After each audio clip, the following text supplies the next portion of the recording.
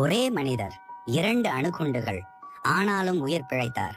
Tsutomu யமாகுச்சி வரலாற்றை அதிர வைத்த மனிதர். 2ஆம் உலகப் போரின் கடைசி நாட்கள், ஜப்பானின் மிகப்பெரிய தொழிற்சாலைகளில் ஒன்றான மிட்சுபிஷியில் வேலை பார்த்த 29 வயது பொறியாளர் சுடோமு யமாகுச்சி. அவருக்கே தெரியாது வரலாறு அவரை தேர்வு செய்ய போகிறது என்று. August 6, 1945, Hiroshima.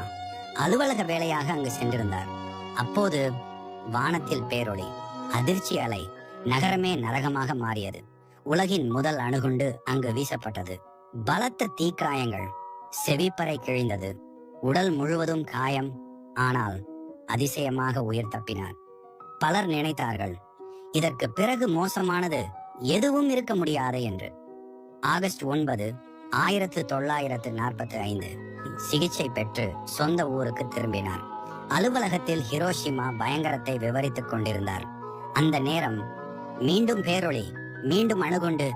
ஆம், 2 அணுகுண்டு தாக்குதல்களிலும் நேரடியாக சிக்கியும் 2லும் உயிர் பிழைத்தார். வரலாற்றில் அதிகாரப்பூர்வமாக இரட்டை அணுகுண்டு தாக்குதலில் உயிர் பிழைத்தவர் என்று அங்கீகரிக்கப்பட்ட ஒரே மனிதர். போருக்கு பிறகு அணு ஆயுதங்களுக்கு எதிராக விழிப்புணர்வு ஏற்படுத்தினார். உலகம் இனி இப்படிப்பட்ட துயரத்தை சந்திக்க கூடாது என்றார். இந்த கதை நமக்கு சொல்லுவது, வாழ்க்கை எவ்வளவு கொடூரமாக தாக்கினாலும் மனித மனம் அதைவிட வலிமையானது.